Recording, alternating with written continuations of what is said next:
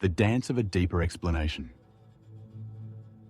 Body, mind, and spirit. Imagine driving to the store and arriving and having no memory of the trip.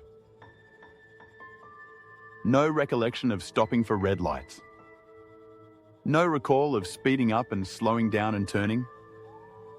You started out and just, poof, you arrived. That's not a magic trick. That's your mind and body ghosting each other. And it happens a lot more than you think. So let's talk about a phrase that gets thrown around perhaps a bit too easily. Body, mind, and spirit. Sounds deep, right? Except, what do we actually mean when we say it? Go ahead. Try defining it without sounding like Deepak Chopra. If you can't, let's call it what it is. Blather. Those phrases we toss around like we know what they mean, until someone asks us to explain them out loud. So, here's the deal. If we want to be serious Zen students, or at least not get lost in our own mystical fog, then we've got to quit the blather. In this instance, that means breaking down the notion of body, mind, and spirit into something more than poetic fluff. Let's start with the body. Easy, right? Flesh, bones, elbows, the physical part of you that can take a hike, stub its toe, or swing a kettlebell. And the key domain of the body? Movement. Not just what the body looks like, but what it does. Now the mind. That buzzing thing behind your eyes. Thoughts, feelings, perceptions, impulses. And the mind's primary domain? Awareness. It notices. It reacts. It's the backstage commentator of your entire life. And occasionally it's just a bit too chatty. And finally, the spirit. Yeah, here's the linchpin. Think of it as timely, perfected understanding. That understanding that we actually act upon. And when the spirit does manifest, when it's not just another buzzword, it does something amazing. It unifies mind and body. It brings together awareness and movement.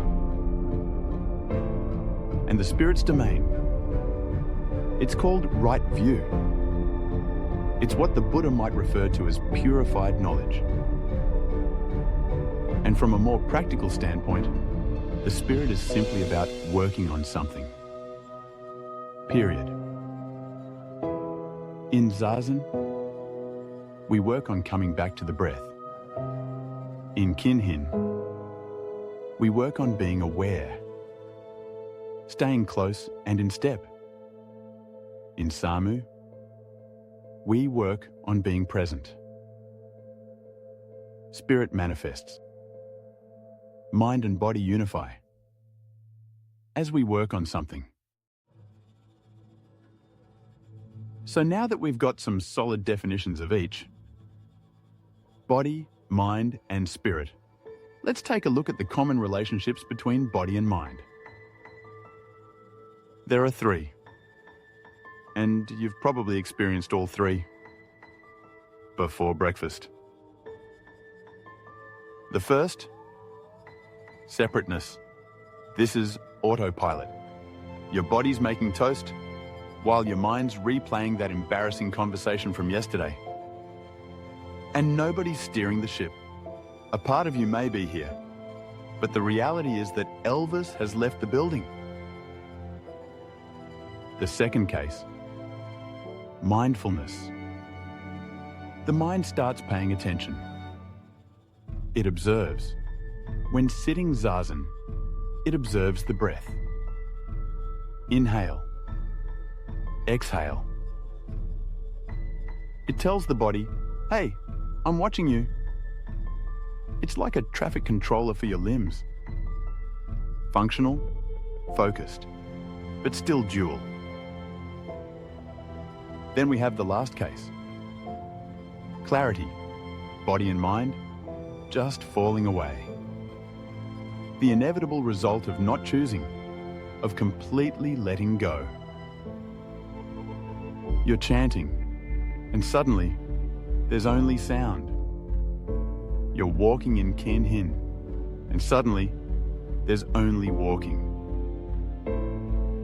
This isn't zoning out. This is zoning in. To the extent that there's no space for separation or mindfulness. As there is no mind, no body. And realize that mindfulness and clarity only arise because of spirit. Right view. That without spirit, there will be no mindfulness, no clarity. So, the next time you throw around the phrase body, mind, and spirit, or hear someone else casually throw it around, ask yourself, can I explain it? Can I break it all down? Or is it all just blathering?